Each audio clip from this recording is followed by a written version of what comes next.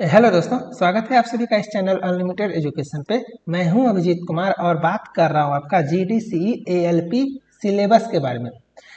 जितना भी जीडीसीई एग्जाम होता है ना, जनरल डिपार्टमेंटल कॉम्पिटिटिव एग्जामिनेशन, ये एक तरह का प्रमोशनल एग्जाम है, ठीक है। और इसका जो सिलेबस होता है उसके बारे में बात करेंगे। हमेशा याद रखना, जो आपका जनरल कंपटीशन होता है, जो आरआरबी एएलपी होता है वो, और जीडीसीई एएलपी, ये दोनों अलग अलग है। आरआरबी एएलपी में फ्रेश कैंडिडेट मतलब सीबीटी 1, सीबीटी 2, साइको ऐसे करके आपको देना पड़ेगा। लेकिन जीडीसी एग्जाम उसी बच्चों के लिए होता है जो ऑलरेडी रेलवे में जॉब कर रहे होते हैं। ये प्रमोशनल एग्जाम है। अगर आप लोअर ग्रेड पे जॉब कर रहे हो तो इस एग्जाम के थ्रू आप प्रमोशन लेकर के हायर ग्रेड पे का जॉब ले सकते हो। ये काफ़ी अच्छा एग्जाम होता है। नहीं तो आप प्रमोशन के थ्रू, डिपार्टमेंटल प्रमोशन जो इंटरनल होता है उसके थ्रू आप अगर ग्रुप डी में ज्वाइन करते हो तो स्टेशन मास्टर बनते बनते काफ़ी टाइम लग जाएगा, या हो सकता है आप बन भी ना पाओ। लेकिन जीडीसी एग्जाम जो होता है ना, अगर आप ग्रुप डी का जॉब कर रहे हो और आपके जोन में स्टेशन मास्टर का वैकेंसी जीडीसी के थ्रू आता है, सिंपली आप एग्जाम दो, पास करो और डायरेक्ट स्टेशन मास्टर बन जाओ। तो इसका सिलेबस के बारे में बात करते हैं, ठीक है। और ऑफिशियल अपडेटेड सिलेबस देखेंगे और उसका प्रिपरेशन कैसे करोगे, कहाँ से करोगे कि 100% आपका सिलेक्शन हो जाए, इसके बारे में बात करेंगे। 5 से 10 मिनट का लेक्चर होगा, अच्छे से समझना। जीडीसी एग्जाम का तैयारी करना चाहते हो अच्छे से, या इससे रिलेटेड कोई भी इंफॉर्मेशन टाइम पे चाहिए तो इस चैनल को सब्सक्राइब कर लेना। यहाँ पे आपका मैं इस वेबसाइट पे हूँ जो आपका आरआरसी जयपुर है, क्योंकि जयपुर में ही 238 पोस्ट के लिए वैकेंसी आया हुआ है, तो इसके वेबसाइट पे हूँ। और इसके अलावा मैं आपको यहाँ पे वेस्टर्न रेलवे का वेबसाइट, ये आरआरसी वेस्टर्न रेलवे, ये WR है, इसका भी यहाँ पे आप देख सकते हो। इसके अलावा पूरे इंडिया का जितना भी आरआरसी है, जितना भी जीडीसी एएलपी का एग्जाम होगा, जिस जोन में होगा, सारे का सेम सिलेबस है। तो मैं बस ये दो का आपका दिखा रहा हूँ ताकि आप WR का देख लो और NWR का देख लो, ताकि आपको आइडिया लग जाए। तो यहाँ पे आप देख सकते हो पार्ट ए और पार्ट बी, है ना। तो मैं अच्छे से एक्सप्लेन कर देता हूँ। वैसे मैंने आपको बताया हुआ सब कुछ, इससे पहले जो एक लेक्चर आया था उसमें मैंने बताया हुआ था कि आपका जो नॉर्मल आरआरबी का एग्जाम होता है ना, उसमें आपका जो होता है CBT 1 होता है, उसके बाद आप पास करते हो जिसको प्री बोलते हैं, तब CBT 2 होता है, और इसको पास करते हो तब जा कर के आपका साइको होता है, और इसको पास करते हो तब आपका मेडिकल होता है, DV होता है, और तब आपका जॉब लगता है। तो ये आरआरबी एएलपी है ना, ये फ्रेश कैंडिडेट के लिए है। लेकिन आप तो ग्रुप डी का जॉब कर रहे हो या कोई सा भी लोअर ग्रेड पे जॉब कर रहे हो, आपको जो है जीडीसीई के थ्रू एग्जाम लेना है ना। तो आप एक बार जॉब कर रहे हो ना, इसीलिए आपका CBT 1 नहीं होगा। समझ में आया?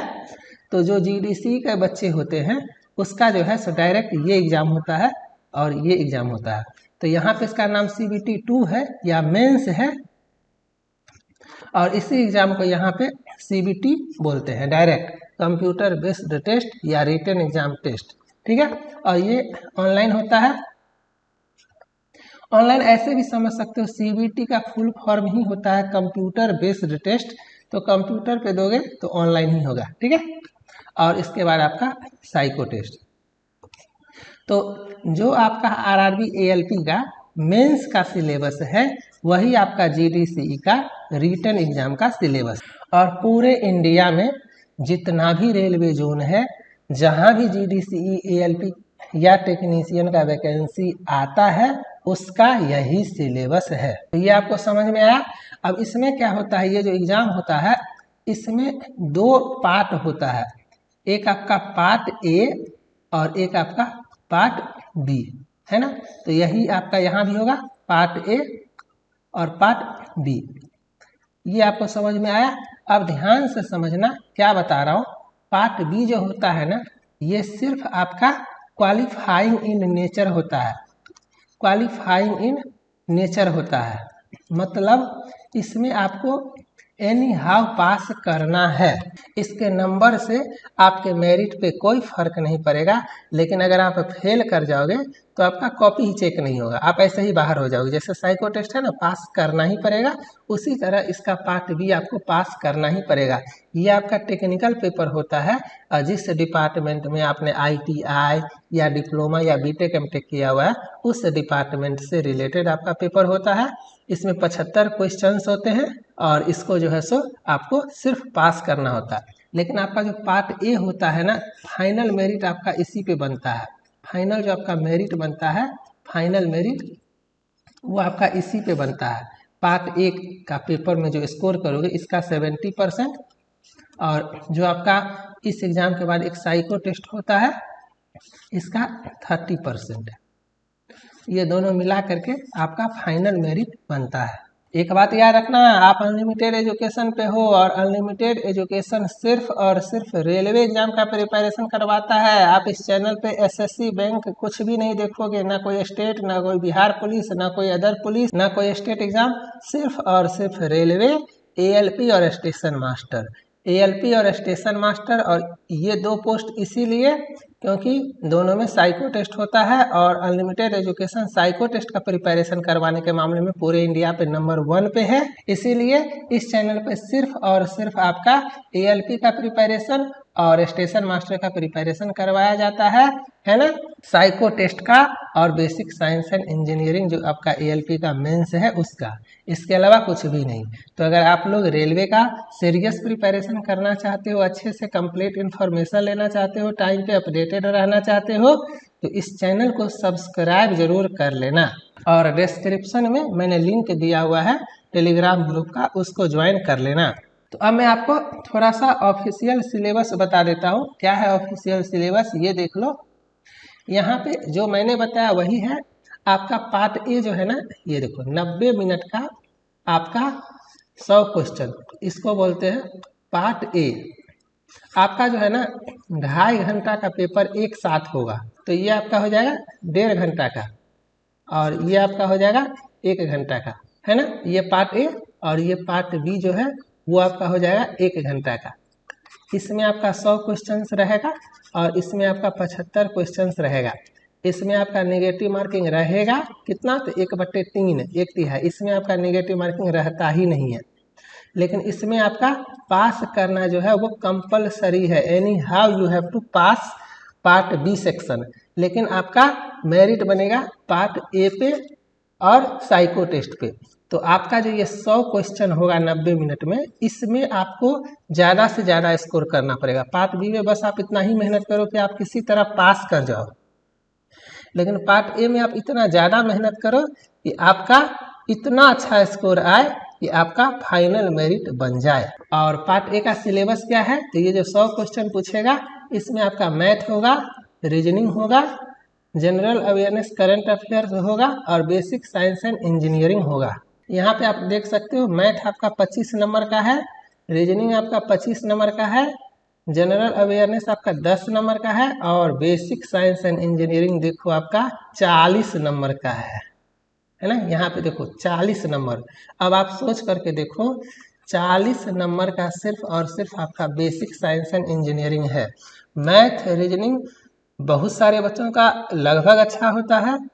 करंट अफेयर्स का बात छोड़ो, कितना भी पढ़ोगे 10 में 2, 4, 5, 6 बनेगा या नहीं बनेगा आपके लक पे है। लेकिन बेसिक साइंस एंड इंजीनियरिंग अगर अच्छा से कर लोगे ना, खास करके अनलिमिटेड एजुकेशन से अगर कर लोगे ना, तो मैं गारंटी देता हूँ कि 40 का 40 क्वेश्चन जो है ना वो आपका मेरे कंटेंट से आएगा। बाकी आपके मेहनत पे डिपेंड करता है। अगर आप अच्छे से जितना मैंने करवाया हुआ है सिर्फ उतना करोगे ना, तो 35+ लाने से आपका कोई नहीं रोक सकता है ना। बस एक बात है, कंटेंट इंग्लिश में है, लेकिन अगर आपको मेरा बोलने का तरीका, समझाने का तरीका अच्छा लगता है तो आप देख सकते हो। और मैंने बहुत सारा कुछ फ्री किया हुआ है, तो आप उसको भी चेक करके देख लेना। अगर आपको लगे कि आप समझ सकते हो तो आप उस कोर्स को लेना, अगर आपको लगे कि नहीं समझ सकते हो तो आप उस कोर्स को मत लेना। डिस्क्रिप्शन में उसका लिंक है, मैं थोड़ा सा यहाँ पे दिखा देता हूँ। ये आपका कंप्लीट कोर्स है। इसमें जो अनलिमिटेड एजुकेशन का खुद का बुक है उसका मैंने चैप्टर वाइज PDF दिया हुआ है, यहाँ पे आप देख सकते हो। बाकी जो है मार्केट में बुक आ जाएगा तो हार्ड कॉपी आप ले सकते हो, है ना।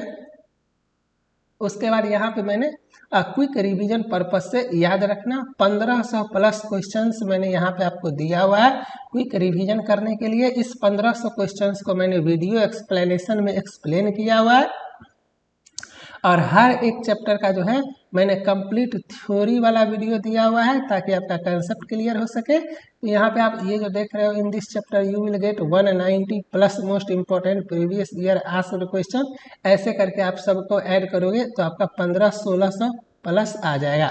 क्विक रिवीजन मतलब क्या होता है, जैसे आप ये चैप्टर खोलोगे अपने मोबाइल में और बस आप ऊपर से लेकर के नीचे तक 1 kilowatt hour is the unit of energy, 10⁵ Fermi जो है वो 1 एंगस्ट्रॉम के बराबर होता है ना। कैंडेला जो है ल्यूमिनस इंटेंसिटी का आपका यूनिट है। ऐसे करके आप क्विक रिवीजन कर सकते हो। आपको आंसर यहाँ पे मैंने मार्क किया हुआ है। अगर आपको टेस्ट सीरीज के माध्यम से प्रैक्टिस करना है तो आप यहाँ से टेस्ट लगा के प्रैक्टिस कर सकते हो, है ना। चलो, इसके बाद आपको जो है मेरा क्लास नोट्स अगर आपको PDF चाहिए तो आप यहाँ पे फ्री कंटेंट अवेलेबल है, आप देख सकते हो। मैंने यहाँ पे फ्री किया हुआ, तो इससे आपको आइडिया लग जाएगा कि मेरा कैसा कंटेंट है, आप देख सकते हो। इसके बाद आपको जो है कंप्लीट थ्योरेटिकल पोर्शन अगर आपको समझने का मन करे तो आप यहाँ से बेसिक साइंस एंड इंजीनियरिंग में 80 वीडियोज मैंने दिया हुआ है चैप्टर वाइज, अच्छे से देखो। जैसे यूनिट्स एंड मेजरमेंट में मैंने क्लास 1 फ्री किया हुआ है, आप इसको चला करके देख लेना, आपको सब समझ में आ जाएगा कि कैसा कंटेंट है, कैसे मैंने समझाया हुआ है। इस तरह से आपका पूरा का पूरा कंप्लीट है। और उसी तरह से आपका इंजीनियरिंग ड्राइंग देखो 40 नंबर 25 नंबर का मैथ आता है, उसके लिए तो आप 5 साल 10 साल बचपन से पढ़ते आते हो, है ना। और ये 40 नंबर का पेपर है, आपका फ्यूचर का सवाल है, तो थोड़ा सा आपको अच्छे से पढ़ना पड़ेगा, है ना। कंटिन्यू 4 घंटा 5 घंटा 3 घंटा 2 घंटा करके भी पढ़ोगे ना तो 20-25 दिन में आप पूरी तरह से ये सिलेबस कंप्लीट कर सकते हो। मैंने कंटेंट इतना बढ़िया से बनाया हुआ है। मैं अपने बुक का भी एक चैप्टर दिखा देता हूँ, है ना। यहाँ पे आप देख सकते हो, ये अनलिमिटेड एजुकेशन का बुक है। अभी इसमें थोड़ा सा डिजाइनिंग बचा हुआ है, लेकिन आप देख सकते हो कितना खतरनाक बुक है। आपको कुछ नहीं करना है, जैसे जैसे मैंने दिया हुआ वैसे वैसे पढ़ो। और ये जो बॉक्स में मैंने दिया हुआ ये सब मेरा फेवरेट है, ये सब क्वेश्चन आया हुआ, इसको आपको याद करना है ना। जो भी मैंने इंपॉर्टेंट करके दिया हुआ ये सब आपको याद करना है। फिर आपका जो है यहाँ पे क्वेश्चंस है प्रैक्टिस के लिए, ये इस तरह से, और कुछ कुछ टफ क्वेश्चंस का यहाँ पे जो है एक्सप्लेनेशन वगैरह भी है ना। मैं आपको इस बात का गारंटी देता हूँ कि पूरे इंडिया में बेसिक साइंस एंड इंजीनियरिंग का इंग्लिश कंटेंट में इससे बेटर कोर्स आपको नहीं मिलेगा। ये आपका हो गया। और पार्ट बी का जो सिलेबस है आपका, वो जिस डिपार्टमेंट में आपने ITI किया हुआ है, एक PDF यहाँ पे था, मैं आपको यहाँ पे दिखा देता हूँ। यहाँ पे देखो, ये पार्ट बी का सिलेबस है, ये पार्ट बी का सिलेबस है। इसमें आपको 35 है ना % मार्क्स लाना है पास करने के लिए। और इसमें कोई कैटेगरी का नो रिलैक्सेशन इज परमिसिबल, मतलब आप जनरल हो या SC ST हो या OBC हो, इससे यहाँ पे कोई मतलब नहीं है। आपको 35% पास करना है लाके, है ना।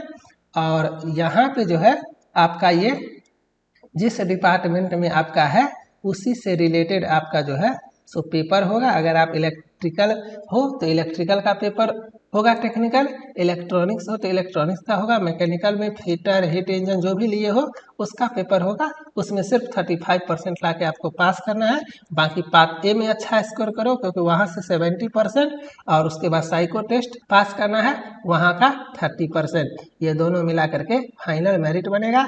साइको टेस्ट के लिए वापस से आपको अनलिमिटेड एजुकेशन पे ही आना है। उम्मीद करता हूँ सिलेबस आपको पूरी तरह से अच्छे से समझ में आ गया होगा। अगर आपको लगता है कि मैंने अच्छा से समझाया तो चैनल को सब्सक्राइब करके अपडेटेड रहो। बाद में अनसब्सक्राइब कर लेना, कोई इशू नहीं है, लेकिन जब तक आपका सिलेक्शन ना हो जाए तब तक तो सब्सक्राइब करके रखो ताकि कोई इन्फॉर्मेशन मिस ना हो सके। तब तक आप लोग अच्छे से रहो, मन से एग्जाम का तैयारी करो। मिलते हैं नेक्स्ट लेक्चर में। Bye, thank you.